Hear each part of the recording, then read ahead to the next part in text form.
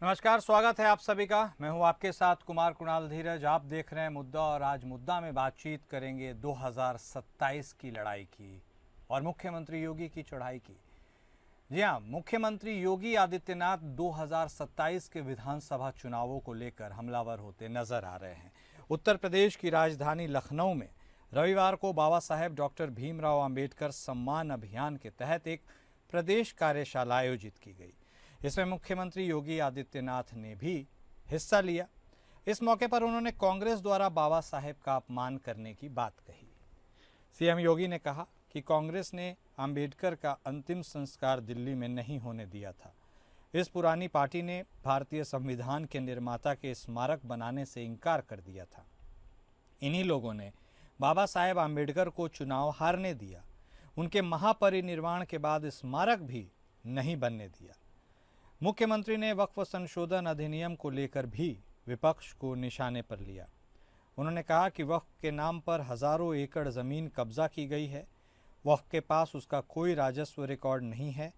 अब जब कार्रवाई हो रही है तो कुछ लोग हिंसा भड़का रहे हैं। पश्चिम बंगाल में घर से घसीट कर 3 हिंदुओं की हत्या कर दी गई। यूपी में आज जो लोग दलित हितैषी होने की बात कहते हैं, इन्हीं के पार्टियों से जुड़े लोगों ने गरीब, वंचितों और दलितों की सबसे ज्यादा जमीनें कब्जा की हैं।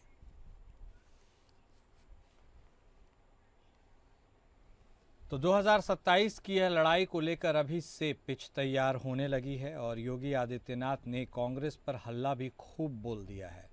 उन्होंने साफ तौर पर कांग्रेस को निशाने पर लिया ही है और अंबेडकर सम्मान समारोह या अभियान के तहत जो प्रदेश कार्यशाला आयोजित की गई थी, उसमें उन्होंने भी हिस्सा लिया था मुख्यमंत्री योगी आदित्यनाथ ने, और इसी मौके पर उन्होंने कांग्रेस को खूब सुनाया भी। उन्होंने कहा है कि कांग्रेस ने अंबेडकर का अपमान किया और चुनावी जंग में क्या अंबेडकर अब सियासी हथियार भी बनते चले जा रहे हैं, इसके ऊपर लोगों की अपनी अपनी प्रतिक्रियाएं हो सकती हैं, लेकिन अंबेडकर साहब बिल्कुल सेंटर में नज़र आ रहे हैं, फोकस ऑफ अट्रैक्शन।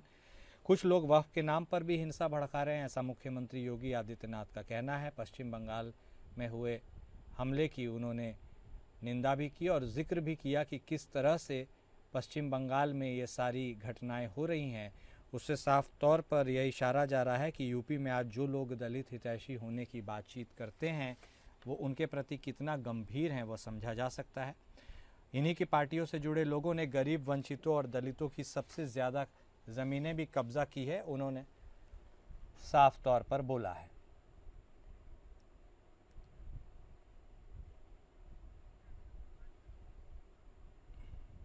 और उत्तर प्रदेश की सियासी पिच क्या बिल्कुल तैयार है? 2027 में भी वक्त है, लेकिन जुबानी जंग बदस्तूर जारी है। हमारे खास मेहमान हमारे साथ जुड़ गए, इसी मुद्दे पर आज हम चर्चा भी करेंगे। हमारे साथ भारतीय जनता पार्टी के तरफ से बतौर प्रवक्ता शांत प्रकाश जाटव साहब जुड़ चुके हैं। वहीं समाजवादी पार्टी के तरफ से बतौर प्रवक्ता संत कुमार पासी साहब भी हमारे साथ जुड़ चुके हैं। आप दोनों खास मेहमान का स्वागत है। सबसे पहले पासी साहब, शुरुआत आज आप से ही करते हैं। देखिए, हमला आप ही के खिलाफ खूब ज़्यादा हो रहा है आजकल। विपक्ष में तो आप हैं ही, लेकिन आप निशाने पर भी खूब रह रहे हैं। आमतौर पर सवाल पूछना आपका काम है, लेकिन अब देखिए सत्ता पक्ष ही आपसे सवाल पूछ रही है। वो आपसे सवाल पूछ रही है कि आप तो अंबेडकर साहब का नाम ले रहे हैं, लेकिन आपने अंबेडकर साहब के लिए क्या किया? आपने उनके परिनिर्वाण के बाद एक स्मारक भी नहीं बनने दिया। आपने उनके अंतिम संस्कार की इजाज़त भी दिल्ली में नहीं दी। आपने उनके बारे में हितैषी बनने की बात तो की, लेकिन उनको चुनाव भी हरवा दिया। ये सारे आरोप आपके ऊपर केंद्रित किए जा रहे हैं। ऐसे में आपको लगता है कि फेयर ट्रायल आपके साथ हो रहा है? क्योंकि आजकल मीडिया ट्रायल के अलावा बहुत सारे ट्रायल चल रहे हैं देश में। ओपनिंग कमेंट आप ही से। कुणाल सर, ये आरोप तो कांग्रेस के ऊपर लगाए गए हैं ना। कांग्रेस के साथी आप हैं, तो दोस्त दोस्त ना रहा क्या? नहीं नहीं, जिस समय की ये बात और आरोप लगा रहे हैं, हाँ। उस समय तो समाजवादी पार्टी कहीं अस्तित्व में थी नहीं। समाजवादी पार्टी का तो गठन जो है वो 1992 में हुआ।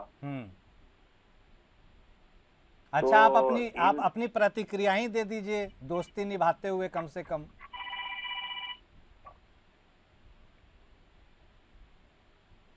जी पासी साहब। जी बता दीजिए कुछ, कांग्रेस के तरफ से ही ना सही अपनी दोस्ती के लिए कुछ तो बताइएगा ना। आप मिल के चुनाव लड़ते हैं, जब मिल के बात करते हैं तो डिफेंड भी तो कीजिएगा ना एक दूसरे को। देखिए सर, वो कांग्रेस हो या ये हो, जैसे पहले कांग्रेस का दौर था, लेकिन 1984 में अस्तित्व में बहुजन समाज पार्टी आई, तो उसका रीजन यही था कि दलित समाज के साथ जो है, अनुसूचित समाज के साथ सभी दलों में भेद था पहले। और ज्यादा भाई कांग्रेस उस समय समझ लीजिए ज्यादा सत्ता में कांग्रेस रही, लेकिन वो क्या है कि जैसे हमारे समाज के, ऐसा नहीं है कि उस समय भी हमारे समाज के अंदर पढ़े लिखे लोग नहीं थे। अच्छा, हाँ। मेरे पिताजी के बाबा, उनका नाम था मोहन लाल पासी जी। वो 1900 शताब्दी के पहले ब्रिटिश हुकूमत में हवलदार थे। तो ऐसा नहीं है कि वो दलित समाज में, अनुसूचित समाज में पहले लोग पढ़े लिखे नहीं थे, पहले लोग भी थे, मिल जाते थे, लेकिन आज की अपेक्षा पहले बहुत कम थे। लेकिन उसमें हुआ क्या कि हमारे समाज के लोगों को जो आरक्षित सीटें थी, उसमें जिसने भी टिकट दिया, चाहे वो पक्ष रहा हो चाहे विपक्ष रहा हो, जिसने भी चुनाव लड़ाया वो जाहिल लोगों को चुनाव लड़ाया। जो समाज की आवाज के बारे में जानते ही ना हो कि समाज की आवाज क्या है, समाज की मांग क्या है, इसको हम संसद या विधानसभा में कैसे उठावें, क्या करें, वो उसमें ऐसे लोग जीत कर गए जो विधानसभा और संसद भवन में सोते थे। मैंने राजनीति की इस पेंच को जानबूझ के उलझाया गया, यही कह रहे हैं ना? जी जी। और फिर क्या हुआ कि जब बहुजन समाज पार्टी अस्तित्व में आई 14 अप्रैल 1984 को, उसका गठन हुआ, आज उसी का स्थापना दिवस भी है। हाँ। उसके बाद से ये परंपरा उसने जो है मान्यवर कांशीराम ने तोड़ने का काम किया, और उन्होंने जो समाज में पढ़े लिखे लोग जो जानकार होते थे उनको चुनाव लड़ाने का काम किया। और उन्होंने कहा कि हम जो है दबे कुचले समाज के लोगों को एमपी एमएलए बनाएंगे और संसद और विधानसभा में भेजेंगे। लेकिन उनके मृत्यु के उपरांत मायावती जी ने इस मिशन को छोड़ दिया और वो भी भटक गई। और जो है वो भी मतलब बाबा साहब और मान्यवर कांशीराम के सिद्धांतों के विपरीत कार्य करने लगी। और नहीं, ये बात तो आप कुछ हद तक ठीक ही कह रहे हैं, क्योंकि मायावती जी की क्या रास्ता है, क्या मंजिल है, आज के दौर में भी किसी को कुछ स्पष्ट रूप से नहीं पता। कभी आकाश आनंद नेशनल कोऑर्डिनेटर बनते हैं, कभी हटा दिए जाते हैं। ठीक कह रहे हैं आप, आपने अपनी बातों को रखा, हालांकि कांग्रेस के बारे में आपने बहुत ज़्यादा जिक्र नहीं किया, कोई बात नहीं। जाटव साहब भी हमारे साथ जुड़े हुए हैं। जाटव साहब देखिए, समाजवादी पार्टी, कांग्रेस पार्टी दोनों दोस्त हैं। उत्तर प्रदेश के परिदृश्य में देखिएगा तो बिल्कुल है, लेकिन कोई एक दूसरे के जो एरिना है उसमें बहुत ज़्यादा कूदने की भी कोशिश नहीं कर जाता। राजनीति की एक खूबसूरती भी हमें समझ में आती है। अब आप बता दीजिए सर, आप कांग्रेस को तो घेर रहे हैं, क्या आप समाजवादी पार्टी को भी उसी हिसाब से घेरते हैं? अंबेडकर साहब के लिहाज से यदि बातचीत की जाए, आप अगर इस लिहाज से घेरेंगे तो समाजवादी पार्टी किस नंबर पर रहेगी, 1 नंबर पे या 2 नंबर पे? कौन ज़्यादा बड़ा हितैषी रहा अंबेडकर साहब का? या फिर आप जो बात करते हैं, स्मारक आपने बनाया, एक वह भी कहावत थी कि नेकी कर दरिया में डाल, लेकिन नेकी करके अब तो गिनाया जाता है, वह भी यह दौर है, वरना कोई किसी के बारे में क्या बात करता और क्या माइलेज लेने की कोशिश करता। जाटव साहब देखिए, आज की जो डिबेट है इसमें मुझे एक चीज समाजवादी पार्टी के जो हमारे प्रवक्ता हैं पासी जी, उनकी बहुत अच्छी लगी। हाँ। इन्होंने एक बात कही कि इनके दादा जो थे वो ब्रिटिश समय में अंग्रेज सेना में सिपाही थे, कर्मचारी थे। और इन्होंने बहुत स्पष्ट कहा कि उस वक्त में भी काफी बड़ी तादाद में लोग जो हैं पढ़े लिखे थे। काफी बड़ी तादाद में नहीं, कुछ लोग हमने कहा, बड़ी तादाद में नहीं। ठीक है, आपने कहा ना, कुछ आपने तादाद कहा में, ना, कुछ आपने लोग। ये नहीं कहा कि लोग झाड़ू बांध करके पीछे रहते थे या गले में हांडी मटकी बांध करके रहते थे। भाई और वो सवाल किया नहीं गया तो मैं जो है उनके इनको बारे और में हम कैसे स्पष्ट करें? करूं। वो सवाल अब उसके सुन ले भाई जिम्मेदार तो साहब, आप आप जहाँ सुन ले वो जरा। लोग हैं ना। ठीक ठीक। अभी मेरी बात सुन ले, कोई बात नहीं, आप अपनी बात बोलना जब आपका समय आए। और इनको एक और इतिहास बता दूं, ये लखनऊ का नाम लखन पासी जो थे वहाँ के शासक, बिजली पासी जो वहाँ के शासक थे, उनके बेटे के नाम पर है। ये पासी जाति ये अस्पृश्य जाति नहीं है, ये शासक जाति है, ये बलिष्ठ जाति है, इन्होंने शासन किया है। और ठीक इसी तरीके से झांसी की रानी लक्ष्मीबाई, उनकी सेनापति जो थी उनका नाम था झलकारी बाई कोरी। वो इतनी ताकतवर होती थी कि अंग्रेज उनकी ताकत से भयभीत होते थे और वो महिलाओं की जो उनकी सेना थी उनके मुंह पर काला कपड़ा बांध करके वो अंग्रेजों पर अटैक करती थी। इसलिए ब्रिटिशर्स जो है, ब्रिटिश सैनिक उनको ब्लैक कैट बोलते थे। अच्छा। और ब्लैक कैट जो नाम पड़ा है ना, ब्लैक कैट कमांडो, ये नाम वहीं से निकल करके आया। झलकारी बाई कोरी समाज से थी और आज वो कोरी समाज जो है वो अस्पृश्य जातियों में गिनती होती है उसकी। ये बहुत अच्छी बात इन्होंने कही। वो बेशक से उसके पीछे मंशा कुछ और कुछ भी रही, राजनीतिक मंशा नहीं है, मगर ये सच है कि ये जो जातियां जो आज अनुसूचित जातियां हैं ये कभी भी अस्पृश्य नहीं थी। मैं पूरी जिम्मेवारी के साथ कहता हूँ, मैं 1950 तक मेरी जाति सामान्य जाति थी, मैं जाटव हूँ, मगर 1950 में पहली बार ये जाति सूची में आई। 1935 की सूची में 429 जातियों को सूचीबद्ध अंग्रेजों द्वारा किया गया, ये मानते हुए कि जो हिंदुओं की मुखालिफत करते हैं उन जातियों को 429 जातियों को शामिल करके उनको आरक्षण की परिधि में लाया गया जी। ये कहीं भी किसी भी सूरत में अस्पृश्य जातियां नहीं थी। इसलिए मैं इस बात को, मैं इनकी बात को डिट्टो करता हूँ। बेशक से ये हमारे विरोधी हैं, विपक्ष में हैं, मगर इनकी जाति और मेरी जाति अनुसूचित जातियों में आती है, इस वजह से मैं ये बात कह पा रहा हूँ जी। और 1984 में बहुजन समाज पार्टी का गठन हुआ, मगर 1978 में जब इंदिरा गांधी पूरे देश से लोकसभा का चुनाव हार चुकी थी, तब 13 तारीख को यानी कल बैसाखी के दिन जर्नल सिंह भिंडरावाला वो पंजाब में उन्होंने लिबरेशन खालिस्तान लिबरेशन फ्रंट का गठन हुआ, उसकी कैप्टन बने। और उससे अगले दिन रोपड़ के काशीराम उन्होंने वामसेफ का गठन किया। और उन दोनों के पीछे कौन थे ये आप इसको समझ सकते हैं। चलिए, आप यही बात हुई ना, नहीं एक मिनट सुन ले, बोलिए।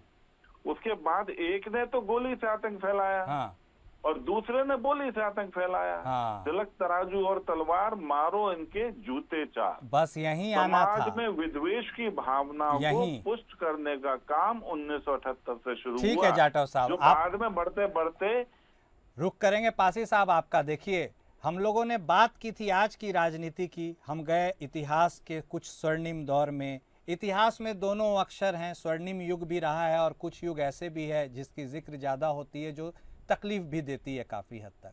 लेकिन अब उसी इतिहास से नीचे ढलान पर आते आते हम राजनीति के उस पटकथा को भी देख और पढ़ रहे हैं जिस पटकथा में वह इतिहास स्वर्णिम भी समाहित है और जिस इतिहास को ज़्यादा जोर से यूज़ भी किया जाता है, जिसके मायने क्या निकलते हैं किसी से बताने की ज़रूरत नहीं है। अब आ जाते हैं प्रेजेंट स्टेटस पर। पासी साहब, अंबेडकर साहब को लेकर के खूब बातें हो रही हैं। वह भी दौर याद है जब सदन के अंदर केंद्रीय गृह मंत्री साहब की टिप्पणी हुई थी, तब आप लोगों ने खूब घेरा था। अब वही मुख्यमंत्री योगी आदित्यनाथ आपको भी कटघरे में खड़े करते हैं, भले कांग्रेस के बहाने ही सही, कांग्रेस का नाम लेकर, लेकिन नंबर तो रामजी लाल सुमन का भी आता है अन्य कारणों से। ऐसे में अब आज की राजनीति के लिहाज से बता दीजिए, क्या 2027 का भविष्य इसी तरह तय होगा कि कौन किसके बारे में क्या किया, क्या सोचा, या फिर आगे की भी कोई रणनीति विकास के माध्यम से, लोगों के हक हुकूक के माध्यम से भी तय की जाएगी, या सब कुछ इसी के इर्द गिर्द घूमता रहेगा? देखिए सर, बाबा साहब आम्बेडकर का सम्मान भाजपा और आरएसएस के लोगों के नजर में कितना है, ये किसी से छिपा नहीं। ये कितना सम्मान करते हैं, ये पूरे देश के लोग जानते हैं। मैं डिबेट में वो सारी बातें कह पाना मुश्किल है समय के अभाव के कारण, लेकिन मैं कुछ एक दो बातें आपके सामने रख रहा हूँ।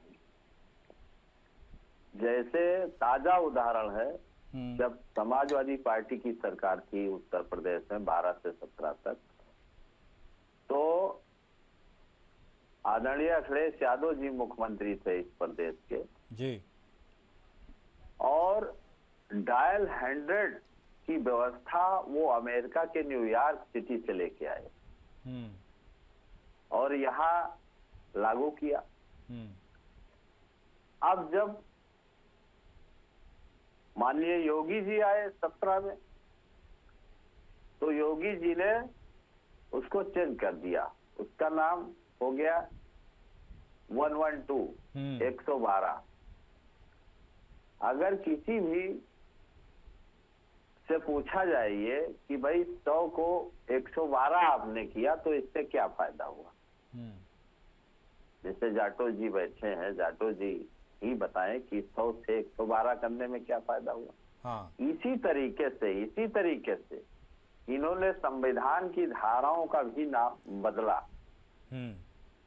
जब बाबा साहब के लिए इनके पास हृदय में इनके इतना सम्मान है और ये सम्मान करते हैं, तो संविधान की धाराओं को बदलने की क्या जरूरत थी। जैसे एक धारा में उदाहरण में ले रहा हूँ, 156(3) है, उसको इन्होंने 175(3) कर दिया। तो इसको जब ये कह रहे हैं कोई बदलाव नहीं हुआ, कोई तब्दीली नहीं हुई, तो उसको बदलने की क्या जरूरत थी। बाबा साहब आप कह रहे, अब इनकी सरकार है, उत्तर प्रदेश में भी भाजपा की सरकार है और केंद्र में भी भाजपा की सरकार है।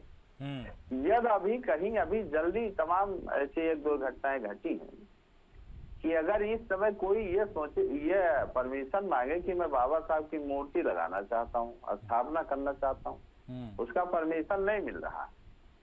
अच्छा, बस सम्मान करते हैं केवल, उनकी बातों को माना नहीं जाता है। आप देखिए कार सेवा अयोध्या में हुई थी 6 दिसंबर 1992 को।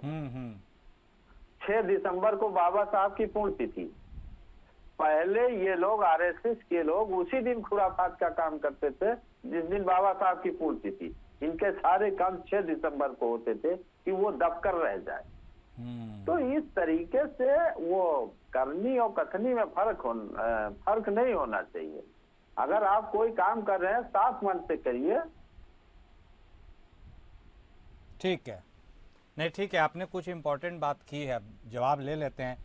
जाटव साहब, जो बातें पासी साहब कह रहे हैं, सम्मान आप करते हैं, इस बारे में आप बताते तो जरूर हैं, लेकिन क्या सम्मान की वह भावना उतनी ही निहित है जितनी आप चर्चा करते हैं? इसको लेकर के उनका सवाल है। कुछ उदाहरण उन्होंने दिए जो आपने भी सुने, इनको आप कैसे देखते हैं? और अब चूंकि आम्बेडकर जी के नाम को लेकर के खूब विपक्ष हो चाहे सत्ता पक्ष हो बातें करता है, क्या सिर्फ बातें में ही चीज़ रह जाती हैं या वाकई में कुछ चरितार्थ, इसका कुछ रिजल्टेंट भी निकलता है? जाटव साहब, देखिए, आज बाबा साहब भीमराव रामजी अंबेडकर जी का जन्मदिन है, पूरे देश भर में मनाया भी जा रहा है। स्वाभाविक बात है, उन पर हम एक सकारात्मक चर्चा भी करने की आवश्यकता है। जिस तरीके से अभी हमारे पासी जी ने जो बातें कुछ कही कि ये धाराओं के नाम क्यों बदल दिए गए, नंबर क्यों बदल दिए गए, इन बातों का कोई इस आज के जो इतना बड़ा जो हमारे जो समारोह हो रहा है देश में, इस दिन इस पर चर्चा करने का या ये विषय भी मुझे नहीं लगता कि किसी प्रकार से चर्चा के योग्य है। सही मायने में भारतीय जनता पार्टी ने बाबा साहब भीमराव अंबेडकर को इस देश का एक आइकन बनाया है। जिस तरीके से बाबा साहब भीमराव अंबेडकर का इस देश के निर्माण में समय समय पर, जब वो ब्रिटिश काल में 1942 में 9 जुलाई 1942 को श्रम मंत्री बने वायसराय की समिति में, कैबिनेट में, उसके बाद में उन्होंने मजदूरों के लिए बहुत काम किए। इसके अलावा उन्होंने, लोग कहते हैं ना कि बाबा साहब भीमराव अंबेडकर को कांग्रेस लेकर के, अरे भैया 1942 में वो ब्रिटिश गवर्नमेंट में वो केंद्रीय मंत्री थे, श्रम मंत्री थे। वो अपने आप में इतने सक्षम और ताकतवर थे कि 1947 में उनको कानून मंत्री बनाया गया। और इस आशय के साथ कि जो उनका जो ज्ञान, कुछ बोलना चाह रहे हैं क्या पासी साहब, कुछ बोलना चाह रहे हैं? एक मिनट जाटव साहब, एक मिनट। हाँ बोलिए पासी साहब। बताइए, ये चर्चा का विषय नहीं है। हाँ, या है? आप ये बताइए कि उन धाराओं का नाम बदलने से या डायल 100 को क्या बाबा साहब अम्बेडकर के विषय में फायदा क्या? वो ज्यादा बेहतर नहीं होगा? बाबा साहब को कोई तकलीफ नहीं होगी। ठीक, आप इतना एक लाइन में बता दीजिए कि इससे क्या फायदा हुआ और क्या नुकसान। ठीक है, बोलिए जाटव साहब। क्या आज बाबा साहब अम्बेडकर के इतिहास को ध्यान करने की आवश्यकता है या राजनीति करने की आवश्यकता? पासी जी मुझे ये बताएं। अगर मैं उनके बारे में कुछ अच्छी बातें बताना चाह रहा हूँ, आप रोक क्यों रहे हैं? संविधान की धाराओं, उनके सम्मान के बारे में, अगर जो सम्मान उनका सम्मान था उसके बारे में अगर कोई विषय बोल रहा हूँ तो उसमें क्या क्यों आप परेशान हो रहे हैं? क्या जरूरत थी उसको, क्या आवश्यकता थी कि आपको बदलना पड़ा? जैसे मैं नहीं कहता हूँ कि क्यों बदला है, मैं यही जानना चाहता हूँ उनके बारे में, उनके इतिहास के बारे में भी बात कर लेते हैं। समय जाया हो रहा है। ठीक है, बोलिए बोलिए। उनका बहुत अच्छा इतिहास है, नौजवान बच्चों को सुनने दो। तो बाबा साहब भीमराव अंबेडकर 1947 में कानून मंत्री बने और उनके अनुभव के कारण से उनको कानून मंत्री बनाया गया, क्योंकि ब्रिटिश सरकार में वो विभिन्न ओहदों पर रह करके उनके पास एक बहुत बड़ा अनुभव था। रिजर्व बैंक ऑफ इंडिया को मान्यता देने का काम करने में उनका बहुत बड़ा योगदान था। तो इस तरीके से उन्होंने 1947 में उनको कानून मंत्री बनाया गया ब्रिटिश गवर्नमेंट, ब्रिटिशर्स के द्वारा। और फिर उन्होंने भारत के इतिहास में, भारत का जो संविधान है उसमें अपने अनुभव को ध्यान में रखते हुए वो ड्राफ्ट किया। तो जाटव साहब, बाबा साहब के सपनों का यह भारत है क्या? जैसा बाबा साहब के सपनों की भारत की बात की जाती है, क्या आपको लगता है आज के प्रेजेंट स्टेटस में उनके सपने साकार हो गए होंगे? देखिए, सपने तो हमेशा साकार होने के लिए ही देखे जाते हैं। हाँ। और उन सपनों को साकार करने के लिए हमारी सरकार जो है वो कार्य भी कर रही है और तमाम तरीके से उनको सम्मान देने का काम किया। जहाँ पर बाबा साहब अम्बेडकर पैदा हुए उस स्थान को हमने भव्य स्मारक बनाया। जहाँ पर उन्होंने दीक्षा ली वहाँ पर हमने भव्य स्मारक बनाया। जहाँ उनकी अंतिम सांस ली 26 अलीपुर रोड, वहाँ हमने भव्य स्मारक बनाया। जहाँ उनका अंतिम संस्कार किया गया चैत्य भूमि, वहाँ हमने भव्य स्मारक बनाया। जहाँ उन्होंने अध्ययन किया ब्रिटेन में जाकर के, उस मकान को हमने भव्य स्मारक के रूप में बनाया।